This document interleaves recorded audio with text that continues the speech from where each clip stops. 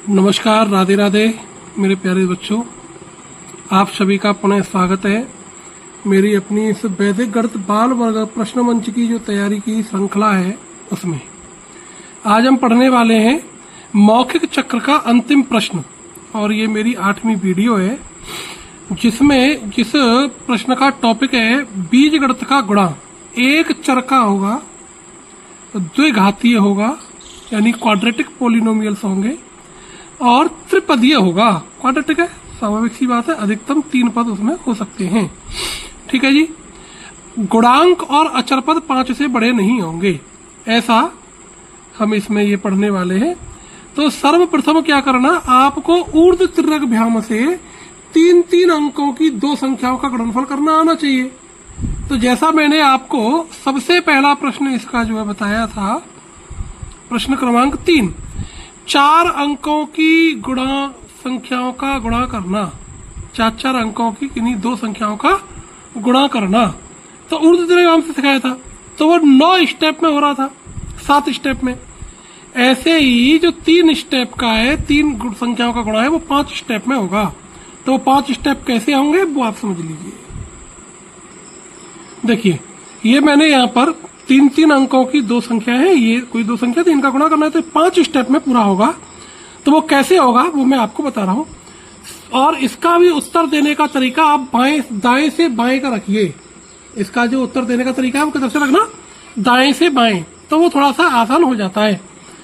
तो पहले इकाई के अंकों का गुणा करेंगे, फिर इकाई और दहाई के अंकों का ऊर्ध्व त्रिज्यभ्याम करेंगे, फिर इकाई और सैकड़े के अंक का ऊर्ध्व त्रिज्यभ्याम और दहाई के अंकों का आपस में गुणा करके जोड़ते चलेंगे, जो प्रक्रिया उसमें थी। अब तीनों अंक क्लियर हो गए ना, इसमें तीनों अंक इसमें एंगेज हो गए। तो अब क्या करना, इकाई के अंक को छोड़ दो। तो जो स्टेप नंबर 2 था वो अब दहाई और सैकड़े के क्रमांक में होगा, और स्टेप नंबर 1 जो था वो सैकड़े के अंक में होगा। इतनी सी बात पकड़ में आ गई। चलिए मैं यहाँ पर एक उदाहरण लेकर के आपको बताता हूँ और उत्तर हमको कैसे दे करके चलना है।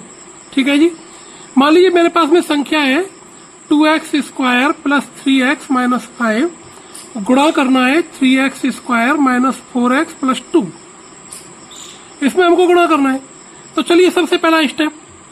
अब देखिए इसमें होगा क्या, जब आप दाएं से बाएं बोलेंगे तो वेरिएबल की पावर बढ़ते क्रम में अपने आप चलती चली जाएंगी। शेष आपको केवल गुणांकों का ऊर्ध्व त्रिज्यभ्याम करना है और कुछ नहीं करना। It's a very simple. देखिए 5 × 2 = 10, माइनस का 5 प्लस का 2, तो माइनस का 10 आएगा, तो -10 ऐसे बोलिए। फिर सेकंड स्टेप क्या है, इकाई दहाई के अंक गुणा। तो 2 × 3 = 6 प्लस के 6, माइनस का 4 माइनस का 5 माइनस का प्लस का 20 हो गया, इंटू हो रहा है। -4 × -5 प्लस का 20, और प्लस का 6 तो कितना हो गया, प्लस का 26। तो अब क्या आना चाहिए, यहाँ तो कांस्टेंट था, तो इसमें वेरिएबल था ही नहीं, यानी वेरिएबल की पावर 0 थी। तो अब कौन आएगा, x आएगा। अब जो आगे गुणांक आएगा उसमें क्या आएगा, x², उससे आगे x3, उससे आगे x4। क्योंकि जब 2 पावर का 2 पावर में गुणा करेंगे तो अधिकतम जो गुणांक पावर जो आएगी वो कितनी आएगी, 4 आएगी। अब तीसरा स्टेप क्या करना, इकाई और सैकड़े का और दहाई का। तो 2 × 2 = 4 और माइनस का 15, तो माइनस का 11 हो गया, और 4 × 3 = 12, ये भी माइनस का आएगा। तो माइनस का 11 और माइनस का 12, तो माइनस का 23x²। ठीक है। अब क्या करना है जी, तीनों अंक एंगेज हो गए ना। अब 2 अंक का लीजिए, सैकड़े और दहाई का। माइनस का 8, 2 × 4 = 8, माइनस का 8 और 3 × 3 = 9, प्लस का 9, तो ये हो गया प्लस का 1x³ पावर का तो गुणा करना ही नहीं, आपको तो केवल कांस्टेंट का करना है, पावर तो बढ़ते क्रम में जा रही है अपने आप। लास्ट स्टेप क्या है, सैकड़े के अंकों का 2 × 3 = 6x⁴। ये आपका आंसर आ गया। एक बात ध्यान रखना, जो भी आपने उत्तर एक बार दे दिया वही उत्तर मान्य होता है। एक बार बोलने पर चाहे सही बोलो चाहे गलत बोलो। चलिए एक दूसरा एग्जांपल लेकर के और बता रहा हूं। चलिए देखिए, ये प्रश्न है मेरे पास में, -5x² + 3x - 4, 2x² - x + 5। तो फिर क्या करना है, वही प्रोसेस अपनानी, सारे स्टेप वही है। चलिए पहला स्टेप देखिए, इकाई के अंक का गुणा, तो माइनस का 4 इंटू माइनस का प्लस का 5, माइनस का 20, ठीक है। अब इकाई दहाई का क्रॉस, 5 3 या 15 प्लस का, अब यह x का कोफिशिएंट कोई नहीं है तो क्या लगा लेते हैं अपन, 1 मान के चलते हैं हमेशा, सबका मालिक एक, बहुत पहले कही बात है।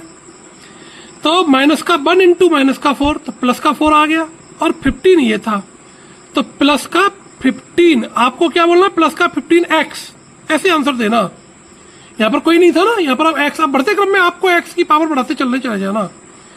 5 5 जाए 25, माइनस का 25, 2 4 जाए 8, तो ये माइनस का 8, तो माइनस का 25, माइनस का 8, माइनस का 23, 3 बन जाए 3, और ये भी माइनस का आ रहा है देखिए, तो माइनस का 26 हो गया। और क्या आएगा बोलो, x था तो यहां पर क्या आएगा 26x स्क्वायर। अब दहाई और सैकड़े का करना है, माइनस का 1 इंटू माइनस का 5, तो प्लस का 5, और 2 3 या 6, तो 5 और 6 कितना हो गया, 5 और 6 11, x की पावर 3। अब इनका गुणा कर दिए, माइनस का 10 x टू दी पावर 4, ये आपका आंसर आ गया। उम्मीद है आपको मेरी वीडियो पसंद आई होगी। मौखिक चक्र की तैयारी में ये सब आपकी बहुत सहायता करने वाली है। आप सभी के लिए सादर नमस्कार। अभी तक आपने हमारे चैनल को सब्सक्राइब नहीं किया है तो प्लीज सब्सक्राइब करिए, लाइक करिए, अपने फ्रेंड्स के साथ में शेयर करिए, अपने स्कूल में शेयर करिए, और गोयंका मैथ्स स्टडी के साथ जुड़े रहिए। तब तक के लिए आप स्वस्थ रहिए। अब अपनी अगली वीडियो हमारी 3 पार्ट में आएगी, जिसमें लिखित चक्र के प्रश्न हम आपको अभ्यास कराएंगे। एक वीडियो में एक ही प्रश्न का अभ्यास कराएंगे। तब तक के लिए आप स्वस्थ रहिए, मस्त रहिए। जय हिंद, जय भारत।